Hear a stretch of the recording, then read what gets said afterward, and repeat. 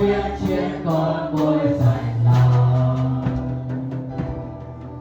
Vào trong chi thờ tôn của Giêsu thôi, bước vào để chúng ta danh Giêsu.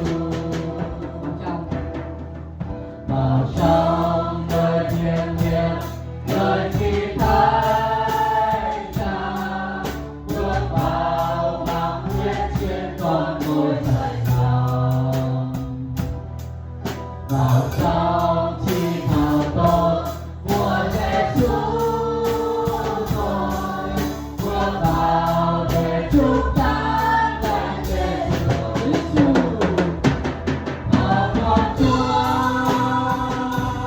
Giêsu, của Giêsu, vào con Chúa Giêsu, của Giêsu.